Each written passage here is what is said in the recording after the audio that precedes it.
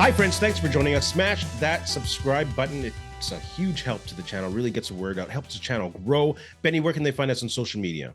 You can find us at Ray Benny Sports. We're on Twitter, Facebook, Instagram, TikTok. Also, check us out on Reddit. And don't forget, leave us a rating on your favorite podcast provider. Let's get into it. We got NFL talk. We got CFL talk. We got some Winnipeg Jets talk. But let's start with the Winnipeg Blue Bombers, who have a huge matchup this week against the BC Lions, playing a late evening game at 9 o'clock Winnipeg time at BC Place. Battle for first place. Who do you think the Bombers need to have a big game? Yeah, this is going to be an exciting game. Looking forward to it. Janarian Grant back, so that's huge for the Bombers. Demario Houston out, so that kind of hurts them a little bit. For me, I think it's going to start with Zach Claros. He's going to need to have and it includes the old line as well with him, who need to protect him, but he needs to have a clean game. Any interceptions in this game, BC will make you pay. They got the offense to crush you if they can. They got obviously Vernon Adams has been very good. They got a quartet of receivers there that are very good as well and challenge the Bomber receivers. So Zach Claros for me is the first guy that needs to have a good game for the Bombers to have a chance. Yeah, when BC's opponent scores more than 30 points, they are 1-4. The Bombers are slightly better, being 2-3. So this is probably going to be a race to 30. Mm-hmm. The Bombers need to slow this down. So, of course, I'm going to say Brady Oliveira. He needs to have a big game, but I think Kenny Lawler has to have a big game. When they beat their ass 50-14, they used the long ball and they pasted the Lions with it, and they have to do that. And to get the long ball, you need the running game going. You need to play action. And you know I'm going to say this. They have to play the heavy set with the tight end. They played that so much against BC when they whooped their ass 50-14, and they have to do it again. Yeah, for sure. They have to get after them. And like you said, in that game, that second game, they also got after Vernon Adams. So that D and the D line need to hassle him a little bit and throw these guys off because, man, they can match. They can go toe to toe. Like you say, first to 30. This game is going to be, I can see both of them had offense on one side and defense on the other. I could see this one going all offense on both sides and kind of being a back-to-back affair. In BC plays under the lights. Hey, man, they're opening the upper deck too, right? Selling tickets. So it's going to be a full crowd and it's going to be exciting. Good job for BC. I think the second game actually was Dane Evans who was playing quarterback. Yeah, that they for got a bit, the pressure right? on because Adams got hurt. In the game, though, right? Not sure. I think he was hurt going into the game because they complained that they didn't have their QB and they were playing on a short week. Yeah, okay. Maybe I got that wrong. I usually remember stuff wrong anyways. That is a long time ago. On the defensive side, I think Deatrick Nichols has to have a huge game. Also, Evan Holm, and they are 2-3 in pass knockdowns with 9 and 10, right behind Willie Jefferson with 11. That's crazy. But they got to stop Keon Hatcher. I think he's Adams' favorite target this year. And I think Nichols will be one-on-one with him a lot. So they need Nichols to have a huge game because they're going to air it out in BC. Yeah, and Winston Rose is going to the outside, right? And Jamal Parker going inside with Demario Houston out. So Winston Rose struggled a little bit at that position last year at times. So they're probably going to attack that position and see what they can do. And that kind of leads me to Richie Hall. Oh, what's up? Oh, they should not play Rose on the inside. That's ridiculous. He's a corner. Rose, isn't he going on the outside? He's been playing on the inside with Houston and Home on the outside, wasn't he? I think Rose is playing on the outside with Houston. I think because Parker's taking Houston on the outside. Okay, so maybe they're switching them around then. They are switching those two around, Jamal Parker. Oh, man. Parker should be on the outside and Rose should be in the outside. Let me double check because, now that we're saying this. Because Nichols and Holm have been playing great halfback the whole year. So there's no way they should be changing that. I'd be pissed if they're going to do that. On the Lions, unless Rose is switching to the other side and Parker's taking his side. What did I end up reading? Maybe I'm confused. Maybe he's that's probably it, side. Actually. Yeah. Yeah. Sorry that I made a mistake okay. on that one. Who needs to have a big game on the Lions? Vernon Adams and the Lions receivers, man. I mean, we've seen the defense for BC. It hasn't been as great lately. Since that pasting by the Bombers, they've kind of come back down to earth. So I think that offense is going to need to score a lot in this game for them to give them a chance. The run game is non-existent basically for BC as well. So Vernon Adams needs to hook up. And if he gets the time, him and his receivers could have a blast. Yeah, his receivers. You mentioned receivers. I mentioned Keon Hatcher, who I think the Bombers will really zone in on. So that might leave Alex Hollins to have a huge game. And especially if he's matched up with Jamal Parker. Oh, boy. Hellman's might have a huge game. And on defense, they have that great Canadian linebacker, Ben Fladek. He's having a huge year. I think he's leading the team in tackles. He has 5 sacks this year. He has a motor, and he can really cover the middle of the field. So he might be a pain in the ass for Brady Oliveira. Yeah, and this D needs to kind of step up from that pasting they got back. When the Bombers put up the 50 burger on them, they want to prove that hey, they're still a decent or good enough defense to play in this league. But I mean, they gave up 400 to Dolgala. I know a lot of that was in garbage time, and they had already had a pretty big lead in that game. But well, they'll have to step it up, and like you say, those guys will need to do it and shut this run game down of the Bombers to have a chance. So it's going to be a fun battle. It's going to be crazy. I'm so nervous about that one. You'll see how nervous I am when we get to quick and dirty predictions. Anyone else on the Lions you think that need to have a big game for them to have a chance, or to have a chance for them to win? I mean, you speak about the Vernon Adams, the receivers, and that maybe the run game in this one would help them out a lot and not make them one dimensional as well. I know that's all good with Vernon Adams and those receivers, but if you can get the run game going, wow! If Mizell can finally pick up where he started the season at, yeah, plus you got the D line, Matthew Batts, again, him and Jefferson, torrid starts this season, and then they both kind of tapered off in the stats department, so he could definitely wreck this game as well. Batts is always a threat. He's past couple of weeks, I think he's been a little more visible. He's up to 15 sacks now. I think a couple of weeks ago we are like, he's stuck at 12 forever. Yeah.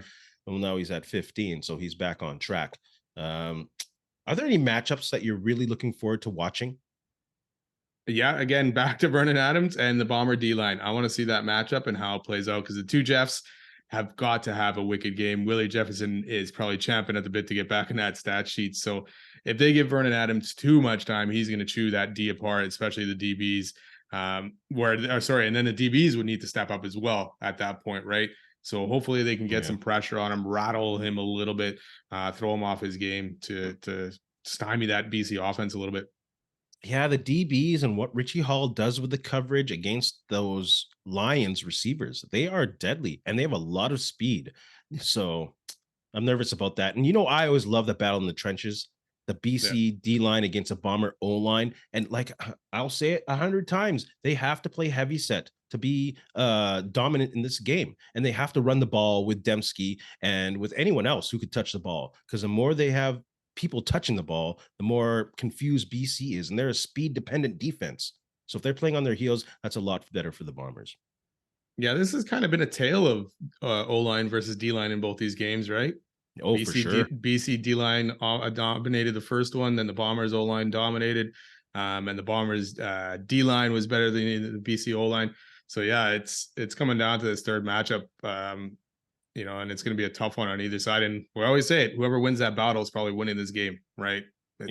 Makes things a lot easier on that offense or defense if those lines are getting at the quarterbacks and stuff like that. So Lions got 7 sacks in that 30-6 game. They got 0 when the Bombers beat them 50-14. So they got to keep that 0 going, and they got to give Brady Oliveira some holes to run in.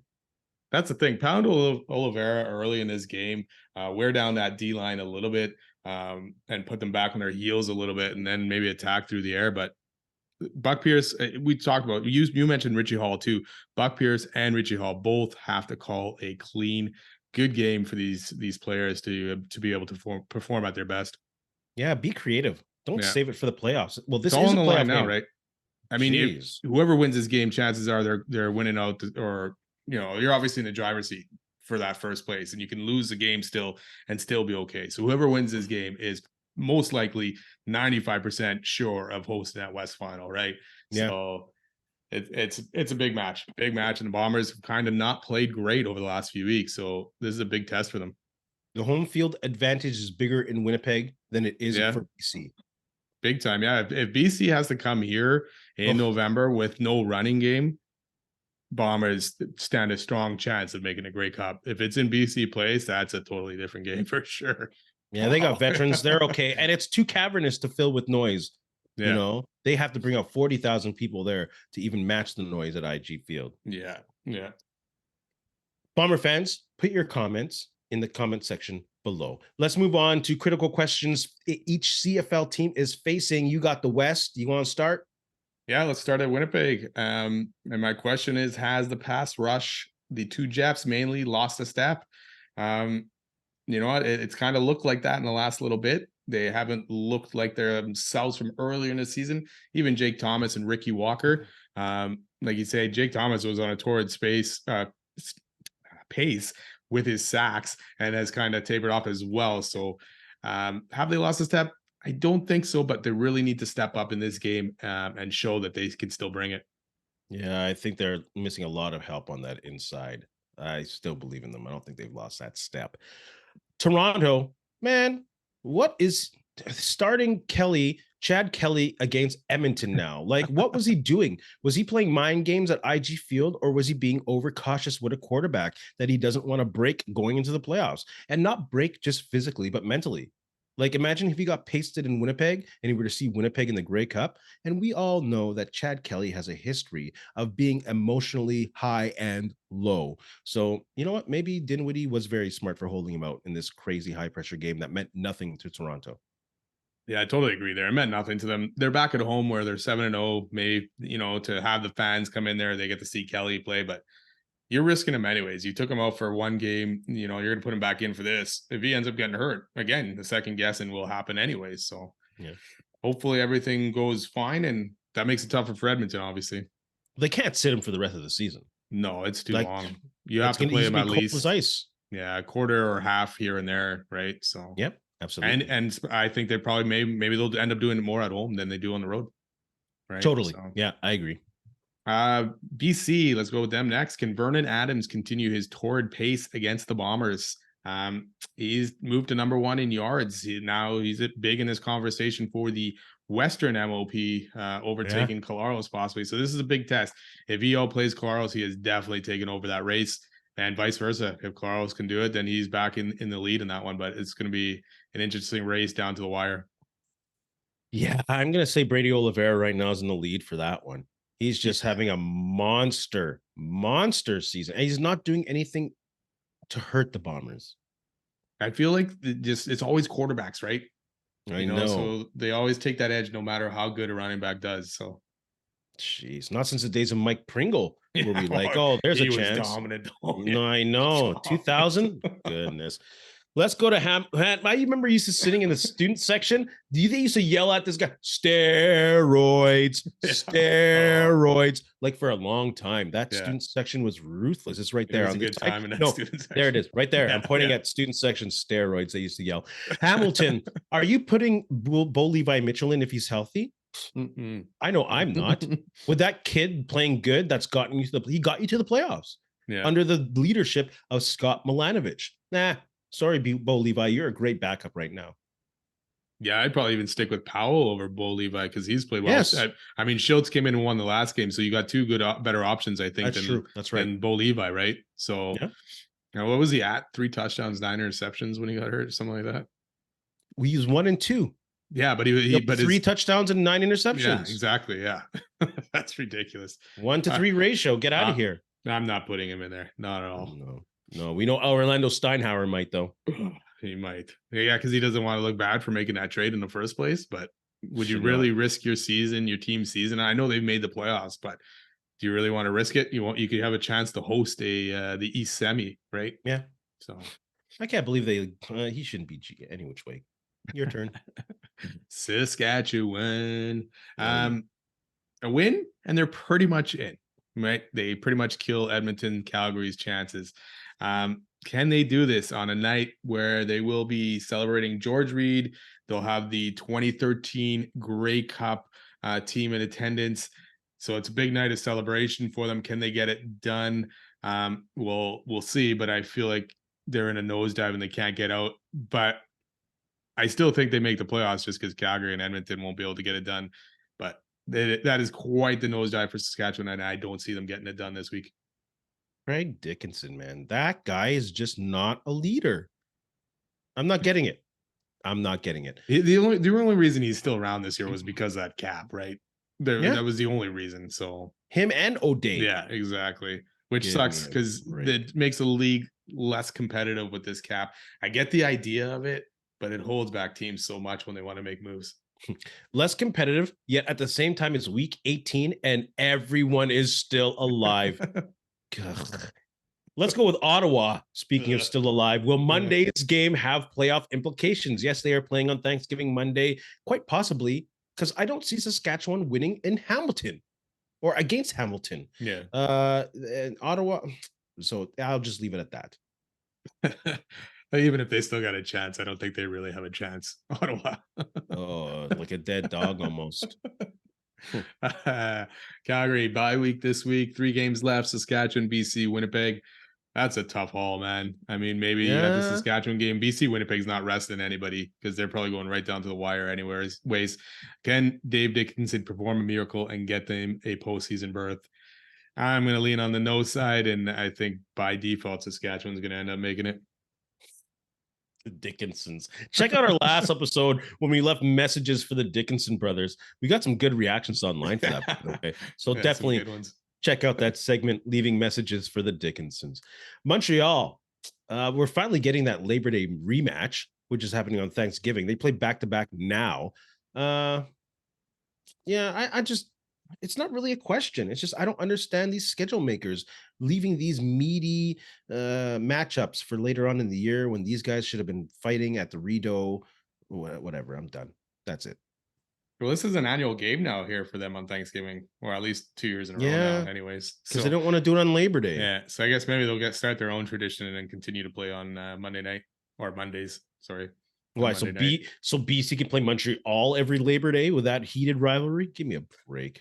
Was it the Stiegel game against BC with the 4 touchdowns on Thanksgiving Day, or was it just on that weekend? I can't remember.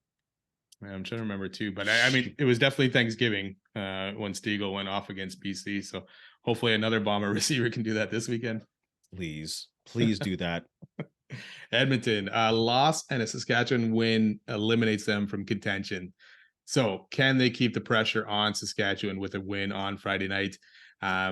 We'll tell you more in our predictions right away. I'd love to see them be able to do that and put some pressure and make Saskatchewan sweat a little bit. So I'll let you know what I think about that in our predictions, though. Okay, that's a good tease, but we're not doing predictions quite yet. Sorry. Yeah. Let's talk about the heat happening on CFL trade deadline day. No action again. Who should have made a move on trade deadline day? Should the Bombers have made a move? Would you like to see them make a move? Like, I don't know. Yeah, if they could have done something in their D line, we saw when they were winning, right, with Richardson, Kongbo, they had depth. They had guys that they could rotate in and out. And right now, Celestin Haba and Anthony Bennett haven't quite reached that level to fill in for some of these guys, right?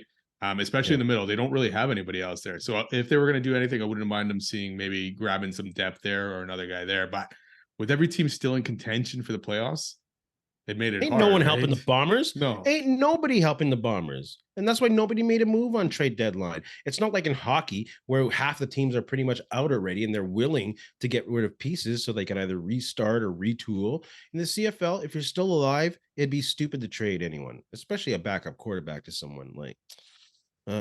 So but like it would have been it would have been so good for one of these teams, like especially Ottawa. Chances are they're not making it, right? So if you could have made a move that somehow netted you a first, I mean, that would have been a great move to make. But like you say, they still got a chance. And if you start trading guys away, fans are going to be like, hey, why are you trading this guy away when we still have a chance? So first round draft picks in the CFL aren't worth what they are in other leagues, though. No, but at least depending on what you're trading away, I mean, if it's a guy you're losing at the end of the season anyways, or next season kind of thing, you got to take a look at that deal and see if you can make one. Yeah, well, then the team's just going to wait you out, though. That's tough. That's a tough one. That CFL trade deadline, people are always so disappointed that nothing happens. It's a league. It's a 9-team league. Like, get used to it. Nothing ever happens on trade deadline day. I fully expect nothing to happen on trade deadline day. I'd like to see trades, but I know full well they're not happening. I have no idea why the media is continuously surprised and disappointed. Give it up. Let's move into quick and dirty predictions. Alex, is that right? Yep. Look at this rundown. That's right. Quick and dirty predictions. Elks Argos. I got the Argos to win at home with Chad Kelly. Can't see the Elks offense giving the Argos defense much trouble. Yeah, I'm going to agree. Kelly starts. Argos 7-0 at home. It's also the 150th anniversary of the Argos at that game. So even though Edmonton's played well lately, I still see the Argos taking this. I mean, unless they pull Kelly early, but what we saw from Dukes last week, I think he can lead this team as well. Without a doubt. Without a doubt. Bombers Lions. Who do you got? This is probably the third of probably 4 matches this season. I am unfortunately, just because it's in BC, I am taking BC in this one. Okay. I'm going to take the Bombers because I think Buck Pierce will call a good game, and I think they will use that running game, and I think they will use a heavy set, and they will whoop their ass because they always show up for big games against big teams, except for the Grey Cup against Toronto. Son of a They gun. do, but they haven't been there lately. I hope they can. Obviously, BC has been not been a great place for them to play either most of the time. So Forever. yeah. Ticats, Rough Riders, who do you got? I'm going to take Hamilton in this one. Just a better team of the two, and playing some good football. Now they have some good options at QB. There, if Schild starts and he doesn't play well, they got Powell, kind of thing. So the Yeah. Saskatchewan D has been terrible. Yeah, I'll take the Tigers as well. The Tiger Cats as well. The Riders don't look like they believe in themselves. Ugh. Red Blacks, Alouettes. I'm going to take Montreal. Ottawa is just not good, and they will find a way to lose. Yeah, totally agree on that. It looks like Montreal's kind of found a formula here with running the ball.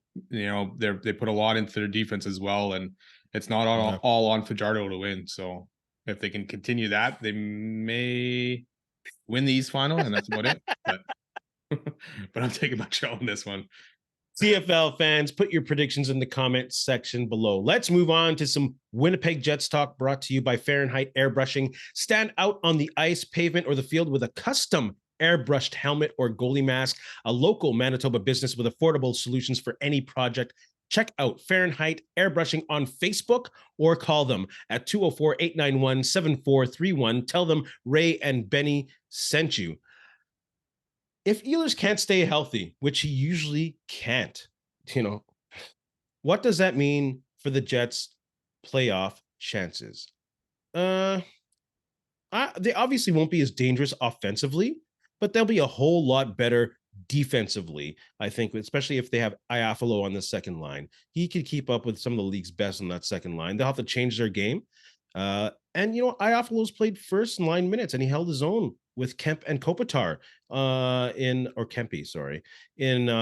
Kings. He's like on pace for like 30 goals in the first 25 games. And then he slowed down, obviously, because he's not a full-time first liner, but I think they'll be fine. They won't be as offensively dynamic, but I think defensively they'll be better, and they'll be better, which might play into Bonus's style a little better. Yeah, we talked about them maybe not scoring as much this year anyways, and playing more of a defensive game and maybe trying to win those 2-1 scores. I think it definitely takes a hit without Ehlers.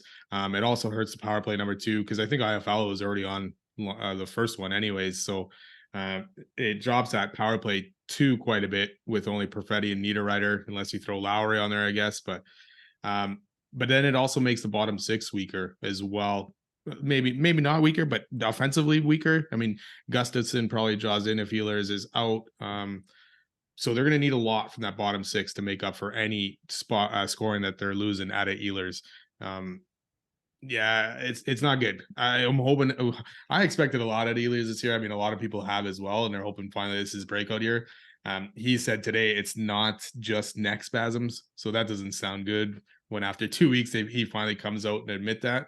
So hopefully he's good to go by opening night. We saw tonight without him and this kind of lineup that the Jets didn't even score a goal tonight, and didn't generate a whole lot of offense either. So hopefully that's not a sign of things to come. No, you got to give those guys a little bit of time to play with each other if this guy's going to be out long term. Like, how many games did he play last year? Less than 40, right? And they made the playoffs, didn't they? They did, but you still had Wheeler at that point, who was still, chipping in enough points on that power play unit. They got Velarde. He'll do fine. Yeah, it depends on how long it takes these guys to kind of get acquainted or up to speed with everything, Jets wise, especially on that power play. I mean, it was the same power play for the last few years, right? So you had guys kind of knowing where guys would be and all that stuff. So Lowry's pretty good on the power play when he plants his ass in front of that net. He's a factor, So 45 games last year. Sorry. Yeah, I don't think it'll be a big hit on their playoff chances, to be honest with you, especially with the Central being the condition that it is. Yeah, it depends. If they play bonus hockey like Dallas did a couple years ago, where it's minimal scoring and kind of boring hockey, they could probably get there. And if Ehlers kind of stands on his head, but I'd much rather have Ehlers in this lineup. I could care less about boring. I'll watch those old New Jersey Devils games without a problem, Oh, man. Playing that jeez. trap with championships, for sure I would. I'd When sit in you- that yeah, Canada I Life mean, Center and I'll sit there and drink my beers and not care if they're winning. I'm going to if tell you. they are winning for sure. Those Yep, Jersey games, though, once it got to 1-0, you might as well turn it off. Game was over. for sure. And they got Brodeur just chilling. Hey, Yeah. Nola. Tough night Ah, for him. Left the game with a lower body injury status, unsure. He was really looking like he was set to take a 6 or whatever, a defensive spot in this top. He was going to be on that 6-man defensive unit. You know what I'm saying? yeah. So, what do the Jets end up doing with Schmidt, Stanley, Chisholm? Yeah, hopefully Hanel is okay. It did not look good. So hopefully it's not a big long-term thing. Schmidt's been injured. So is he going on the IR once the season starts? If that's the case, then you got a spot for Hanel, and then you only have to choose one guy out of Stanley, Chisholm, and Capobianco. Capobianco. Jeez. So I that got makes it your a little back. bit easier there. Now with Hanela possibly hurt, I think you're probably keeping all those guys up there, and it Yep. kind of delays your spot for a bit. It's interesting to me, like if Schmidt wasn't hurt, would Hanela be getting his chance? Like obviously he's better than the other three, but would he have knocked Schmidt down to be able to get this opportunity? Chances are slim on that, but it's good to see that he finally played well enough over a period of games and consistency to make this lineup. Unfortunate though that he got hurt. Yeah, like if I was in charge, Capobianco would be exposed. I don't Yeah. really know what he does on the team. Like, I'm sure he's a great hockey player, don't get me wrong, but I don't see his role on this team. And I would sit Schmidt. I could care less about that $6 million contract. I would sit him upstairs and play Heinola, who had a much better preseason. And he developed immensely since the last 3 years that he tried out, or not tried out. Sorry, that's Yeah. the best word. Again. Training camp and all that. Pretty much a tryout. So yeah, I'd sit Schmidt. Capobianco's gone. And that's what I do. But if Hanel is not hurt and he's fine, knock on wood or whatever. But and Schmidt's one of the ones in the press box, and you also have to make a choice on Stanley or Chisholm as well, who you end up sending down, or you try to send Schmidt down and hope maybe someone claims him. Chances are not, because he's still got another year on that contract after this one as well. So Yeah, man. yeah, and then if you still have a choice to make there too at the forward group, unless Ehlers ends up starting the season on the IR as well between Gustafson and Ford. Gustafson though has to clear waivers to be able to get down there, so that might send Ford down. In that sense there. So If it's between Stanley and Chisholm, I'm letting Chisholm go. I'm gonna take it one more year of hoping this guy's a freak or what. I don't know what Chevalier was hoping for. Was he hoping for Tyler Myers 2.0 on this one? If he becomes that, I'll give him one more year. He was open for Zdeno Chara, but he probably ended up getting worse No. than Tyler Myers, actually. There is no way he jumped up hoping he was Zdeno Chara. Why else would you jump up at that point for a guy that no one was going to take anyways? I absolutely think he was hoping this guy would be Tyler Myers. He let that guy go for $6 million. I believe he was really hoping this guy would turn into him. Tall, lanky Tyler guy. Myers wasn't that great either. Tyler Myers was good for what he was. He was good for what he was at the price that we had him during the run, without a doubt. I think he's not worth the contract that he has now. I'll agree with that. But for what we had for him and how he played for Winnipeg, without a doubt. And to have some guy play like that on a rookie contract, for sure that's what Chevalier was hoping. There's no way he was hoping to be Zdeno Chara. Give me a break. When you're going when you're grabbing someone in the first round and you're trading up for him, you got to hope he's more than Tyler Myers at that point. He dropped Tyler Myers on a rookie contract. Yeah. Tyler Myers on a rookie contract. You telling me you wouldn't want a Tyler Myers guy on a rookie contract on this Jets unit right now? Well, yeah, I'd like it right now, but I would expect more if we're drafting or trading up for a guy in the first round than Tyler Myers. I've seen a lot of NHL drafts, and I'm always iffy about those picks, anyways. Yeah, well, either way, it didn't turn out. I don't know. I'd rather see almost what Chisholm can do at this point and see if he can do better than Stanley in the NHL. Yeah, I guess it's almost like, still young too, right? And they drafted him too a little bit later. He's been in the organization a long time, so true. 6.5 dozen, eh? Yeah. Let's move on to some NFL talk. Let's talk about your team. Jets fans, also put your comments below on what you thought about what we just talked about. NFL talk. Trey Lance, will his knowledge of the 49ers affect the outcome of the game? You go first. Sorry, before we go, I just saw it here. Rick Bowness is saying Billy Hanel's injury will not be a short-term thing. So kind of makes that all moot there. So it We're will not be. screwed. Yeah. So yeah. So that sucks. Anyways, Cowboys, Niners, Trey Lance. No. I don't think it'll do a lot to help Dallas out in this game. I mean, Trey Lance seemed to have a hard time grasping this offense and processing it quickly enough to stay on the team. And Shanahan's smart enough; he could use Trey Lance against Dallas, and have them give all this information and then flip the script on them. Also, San Francisco has a DB from Dallas who was on Dallas for 7 years, Anthony Bennett. So if they really wanted to get information, they could get a lot more information out of him than Trey Lance. So I don't see Trey Lance being a factor in the knowledge department here. Trey Lance was on their training camp. Trey Lance was on their team the past couple of years to see Brock Purdy develop. He knows what Brock Purdy's tendencies are. He knows what Shanahan's tendencies are. I don't think he's an idiot. I didn't say he was an idiot. Hold on, I'm not done. He's going to help. I'm not done yet. Well, I'm just telling you. I don't want people thinking I called him an idiot. No, that's what I'm saying. I don't think he's an idiot. So he definitely grasps some of that offense, and he can use some of that with the looks and the tendencies for that information for the defense with a very good Dallas defense. And I think he can definitely do some damage. Will he be the difference maker in the game? Probably not. But if you have someone in the quarterback room who can tell the defense to look for these formations, Shanahan has a week to turn this over. And they also have lots of tape on Purdy and the Shanahan offense. So he can't really make a huge change to the offense with a young quarterback like that. He's not going to input like half a playbook. So I think it is a factor that Trey Lance was in that room just very recently. And he knows that QB very well coming out of college. Yeah, it won't be enough. Dan Quinn's a smart defensive coordinator anyways. Probably half the stuff that Lance is telling him he would already see on tape. I'm not saying Shanahan's got to go and change the whole offense, but he can change the little intricacies of this offense to throw them off in one formation looking like this, or a call or anything like that looking like this to Lance. But hey, they switched it to this now in this game. So it'll be fun. It'll be a good chess matchup, but I don't know if Trey Lance will do enough, but it'll be a good game. And it's not like the Niner offense has been scoring like crazy on Dallas. Anyways, the playoffs was 19-12 last year. So Quinn's already done a pretty good job stopping that offense for the most part. So maybe a little help might be even better. Yeah, it's all dependent really on Dak and not throwing interceptions. That's something else. That's a different conversation. We should have added that question. You got to leave a short message with Jamal Adams. What are you telling him? I'm going to tell that guy to just chill, man. The doctor is doing their job. They're thinking of your long-term health.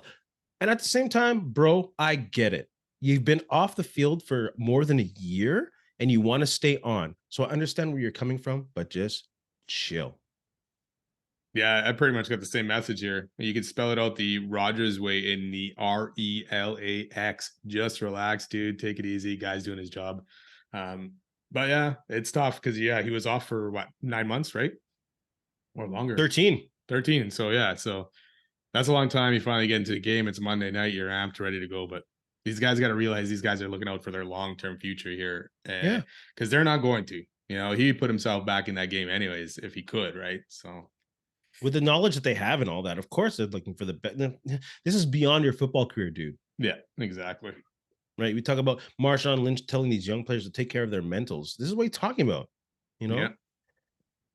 But I get it, man. The guy's a passionate player. They all want to be out there no matter what, Which sub 500 team has the best shot at making the playoffs and why? I don't really think any of them do. If I had to pick one, I would probably go with the Bengals just because they have the better team, good quarterback, good receiver than a lot of these teams that are currently 1-3 or 0-4. The only thing is they are in a tough division and a tough conference. So I don't think any of them will make it. Best chance would be Cincinnati. Yeah, I think Cincinnati also has a really good chance. They have a championship-worthy roster, and their QB is finally off the injured report. Like, that calf has been messing with that dude. Like, a calf for a quarterback, you can't throw the ball as far as you can if you can't plant your foot. So he's off that injury. I think they can turn it around. And I also think Minnesota might be able to turn it around. They're other than Detroit, they're in a kind of iffy division. The NFC is kind of also up in the air other than your winners of the division, right? So I think Minnesota also has a good chance of possibly making the playoffs at 1-3. They got a tough few weeks coming up here with Kansas City this weekend. and then the Niners the weekend after that, or a couple weekends after that. So Yeah. that could put them in a bigger hole. But yeah, their second half of their schedule actually doesn't look too bad. Especially with Chicago wins tonight. Yeah. Yay. Let's talk about Chicago. DJ Moore. If you had him on your fantasy football team, would you trade him? I'd say no. No, he's the best and only weapon that Fields has. He's been feeding him all year. They'll always be from behind, except for tonight, apparently. And they'll always be throwing the ball. So I'm going to say, why trade him? That's crazy. Yeah, chances are before tonight, if someone would have offered me something good for him, I probably would have traded him. But after tonight, he just put up 230 yards, a couple touchdowns or 3 touchdowns tonight. So now didn't he put up 160 last week? Yeah, he's been up there for the most part. But where did I go? Here, I lost him. Yeah, he's put up some decent stats. A little bit slow in the first couple games of the season altogether. But he's been over 100. He's only been over 103 out of the 7 games. No, those are exhibition games. Yeah. Actually, he's been over 100 3 out of 4 games. So, or pretty 3 out of 5 games. So, good start for the season. But yeah, if someone would have offered me something good, I probably would have traded him, before tonight. But hey, really? Even after last week's game? Yeah, if I would have got a decent offer for him, for sure. Like I wouldn't have traded him for a bag of chips or anything like that. But yeah. But now I would have been kicking myself after this game tonight. Imagine, holy frig. Bernard, do you have anything to say to our friends? You know what? Just thanks a lot for listening. Thanks to Fahrenheit Airbrushing. Go check them out, order something from them, and have a good week. And go Bombers, go! Go Bombers. I used your government name. Yeah. And in the words of Ed Whalen, in the meantime, in between time, that's it. Another edition of Ray and Benny Talk Sports. Who's currently leading your NFL MVP race? Christian McCaffrey. Oh, get the frig out of here. Dude, the guy scored 4 touchdowns last game. Probably could have had 5. He leads the league in rushing, man. So far, he's been big to that team. Hey, man, you asked for me who I thought. I'm giving it to him. Who you giving it to? Oh, Jalen Hurts, for sure. See, but even Hurts hasn't been great this year so far compared to what he did last year. Last year, it doesn't matter. He's 4-0, and he's the reason why this team is undefeated. That team altogether, they barely beat Washington, a team that Chicago just shit kicked right now. So any given Sunday, though, like we can't play this tit for tat. This team beat this team. No. I think Jalen Hurts is just a damn good quarterback, and he's undefeated, bro. Yeah, so is Brock Purdy. Would you give it to Brock Purdy then? He'd be Purdy's actually been consideration. Yeah, why wouldn't I consider it? For sure. Hey, friends and neighbors, don't forget to check us out online on Facebook, TikTok, Instagram, and Twitter at Ray Benny Sports. And don't forget to check out our YouTube channel. Leave a like, leave a comment, tell us what you think.